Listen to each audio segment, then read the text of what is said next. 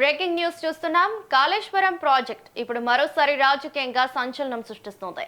అవినీతి ఆరోపణలపై కేంద్రంపై నేరుగా ఒత్తిడి తెచ్చే దిశగా కాంగ్రెస్ సర్కార్ కీలక నిర్ణయం తీసుకుంది. హైకోర్టు తాజా తీర్పు నేపథ్యంలో ఈ వ్యవహారం మరింత హాట్ టాపిక్ గా మారింది. ఇదే సమయంలో సిబిఐ వైఖరిపై సీఎం రేవంత్ రెడ్డి తీవ్ర అసంతృప్తి వ్యక్తం చేశారు. 9 నెలలుగా ఎలాంటి స్పందన లేకపోవడంపై ప్రభుత్వం సీరియస్ గా స్పందించారు. ఈ నేపథ్యంలో ఈ నెల 27న సీఎం రేవంత్ రెడ్డి ఆధ్వర్యంలో మంత్రుల బృందం ఢిల్లీకి వెళ్లనుంది.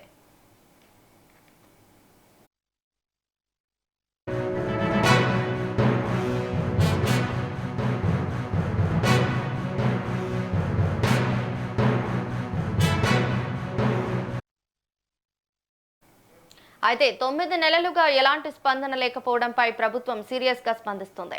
ఈ నెల 27న సీఎం రేవంత్ రెడ్డి ఆధ్వర్యంలో మంత్రుల బృందం ఢిల్లీకి వెళ్లనుంది. ఇదే అంశంపై మరింత సమాచారం మా ఇన్పుట్ ఎడిటర్ రాములు అందిస్తారు. Ramulu, over to you. Morning Ravali. ఏదైతే కాళేశ్వరం ప్రాజెక్టు జరిగిన అవినీతి అక్రమాల అంశం మరోసారి అధికార ప్రధాన ప్రతిపక్ష పార్టీ నేతల మధ్య మాటల యుద్ధానికి దారితీసింది. తాజాగా కాళేశ్వరం కమిషన్ నివేదికపై హైకోర్టు ఇచ్చిన తీర్పును బీఆర్ఎస్ పార్టీ స్వాగతిస్తూ పెద్ద ఎత్తున ప్రభుత్వంపై మండిపడుతుంటే అది తప్పు అని చెప్పి అధికార కాంగ్రెస్ పార్టీ చెప్తా ఉంది. నిన్న జరిగిన కేబినెట్ సమావేశంలో కూడా ఈ అంశంపై కూలంకుషంగా చర్చించడం జరిగింది. జస్టిస్ సుదర్శన్ రెడ్డితో కూడా ముఖ్యమంత్రి రేవంత్ రెడ్డి, ఉత్తమ్ కుమార్ రెడ్డితో పాటు ఇరిగేషన్ అధికారులు కూడా ఈ సమావేశంలో పాల్గొన్నారు ఈ కేబినెట్ కంటే ముందు. అయితే ముఖ్యంగా అసలు హైకోర్టు ఎలాంటి తీర్పు ఇచ్చింది, ఏ అంశాన్ని లేవనెత్తింది, కేసీఆర్ హరీష్ రావుకు నిజంగా ఊరటం లభించిందా, బీఆర్ఎస్ నేతలు చెప్తున్న మాటలు ప్రజలకి వెళ్ళాయా అనే అంశాలపైన చాలా క్షుణ్ణంగా చర్చించడం జరిగింది. ఈ నేపథ్యంలో తాజా పరిస్థితుల నేపథ్యంలో ప్రభుత్వం తీసుకోవాల్సిన ముందస్తు చర్యలు ఏంటి, ఏ విధంగా ముందుకు పోవాలి దానిపైన కూడా చర్చించి ఒక నిర్ణయానికి వచ్చారు. ముఖ్యంగా హైకోర్టు తీర్పులో ఎక్కడ కూడా కేసీఆర్ హరీష్ రావులకు ఊరట అని చెప్పి ఎక్కడ లేదు. కేవలం జస్ట్ ఒక సాంకేతిక సమస్య మాత్రమే చెప్పింది. కమిషన్ నివేదికను కానీ కమిషన్ ఏర్పాట్లు కానీ ఎక్కడ కూడా తప్పుపట్టలేదు. చట్టబద్ధత గల కమిషన్ కూడా చెప్పలేదు. ఎందుకంటే పినాకిని చంద్ర ఘోష్ సుప్రీంకోర్టు మాజీ జడ్జి, లోకాయుక్తగా కన్వీనర్ పనిచేశారు కాబట్టి ఆయన యొక్క ఉన్న నైపుణ్యాన్ని బట్టే ఆ రిపోర్ట్ తయారు చేశారు.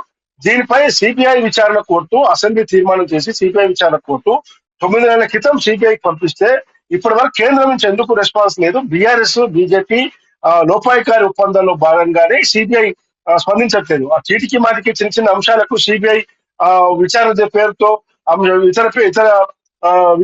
ఇతర మార్గాల ద్వారా అనేక మందిని విచారించిన సిబిఐ కాళేశ్వరం ప్రాజెక్ట్ లో 1,00,000 కోట్ల అవినీతి జరిగింది. మేడిగడ్డ బ్యారేజ్ లోని ఒక కొన్ని పియర్స్ కుంగిపోయినాయి.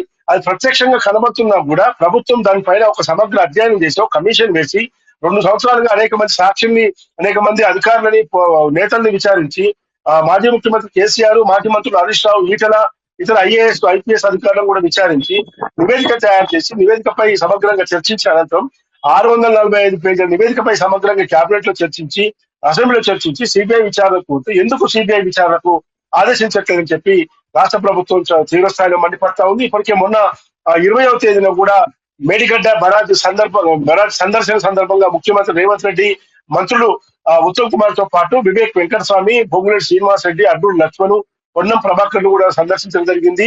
ఆ సందర్భంగా కూడా ముఖ్యమంత్రి రేవంత్ రెడ్డి మీడియా సమావేశంలో తీవ్ర స్థాయిలో సిబిఐ పై మండిపడ్డాడు, కేంద్రంపై మండిపడ్డాడు.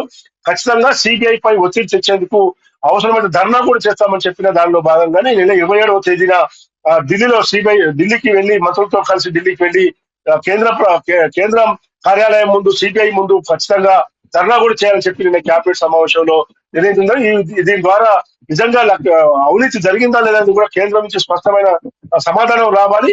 కాబట్టి రాష్ట్ర ప్రభుత్వాన్ని బదనాం చేసే కుట్ర కేంద్రం చేస్తా ఉంది. కాబట్టి ఈ అంశంపై ఎట్టి పరిస్థితిలో కూడా కేంద్రాన్ని సిబిఐని వదిలిపెట్టే ప్రసక్తి లేదు.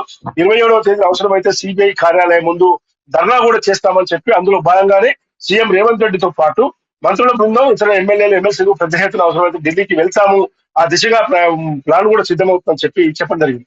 ఓవైపు కాళేశ్వరం ప్రాజెక్టు పై హైకోర్టు ఇచ్చిన కాళేశ్వరం కమిషన్ నివేదికపై హైకోర్టు ఇచ్చిన తీర్పు నేపథ్యంలో అటు న్యాయ నిపుణులతో కూడా ఎప్పటికప్పుడు సంప్రదింపులు జరుపుతా ఉన్నారు. ఇక్కడ జస్టిస్ సుదర్శన్ రెడ్డితో పాటు ఇతర న్యాయ నిపుణులతో పాటు కాంగ్రెస్ పార్టీ రాజ్యసభ సభ్యుడు, ఏఐసిసి నాయకుడు, సుప్రీంకోర్టు సీనియర్ అడ్వకేట్ అభిషేక్ మను సంఘవి తో కూడా ఉత్తమ్ కుమార్ రెడ్డి, సీఎం రేవంత్ రెడ్డి చర్చలు జరుపుతున్నారు. ఈ పిటిషన్ పైన ఖచ్చితంగా మళ్ళీ మనం కమిషన్ వేయాలా, లేదు సుప్రీంకోర్టుకు వెళ్ళాలా, ఏ విధంగా ముందుకు పోతే మనం ప్రభుత్వం నిజంగా ప్రధాన ప్రతిపక్ష హామీలు కట్టిన కాళేశ్వరం ప్రాజెక్టు అవినీతిని బయటపెట్టగలుగుతాం. ఎట్టి పత్రం కూడా ప్రజలకు వాస్తవాలు చెప్పాలి. గత బీఆర్ఎస్ హయాంలో ఏదైతే 1,00,000 కోట్ల కుంభకోణం జరిగింది, 1,00,000 కోట్లు కుంభకోణానికి పాల్పడ్డారు మాజీ ముఖ్యమంత్రి కేసీఆర్, హరీష్ రావు, ఇతర నేతలందరూ కూడా అందులో భారీగా కమిషన్ తీసుకున్నారు. కాబట్టి నాణ్యత లేని నాణ్యత ప్రమాణాలు పాటించని ప్రాజెక్టు కట్టడం వల్లే అది కొద్ది రోజులకే కుంగిపోయింది. కాబట్టి దీనివల్ల రాష్ట్ర భవిష్యత్తులో సాగునీరు అందించేందుకు కూడా ప్రాజెక్టు మరమ్మతులు చేపట్టినా కూడా ఉంటుందా ఉండదనే అనుమానం కూడా ఉంది. కాబట్టి దీనిపై వాస్తవ విషయాలు చెప్పాలంటే కేంద్రం దిగిరావాల్సిందే. కేంద్రం దిగిరావడం కోసం ఖచ్చితంగా సిబిఐ కార్యాలయం ముందు ధర్నా కూడా చేయాలని చెప్పి రాష్ట్ర ప్రభుత్వం నిర్ణయించింది. Ramani. Right, thank you Ramulu.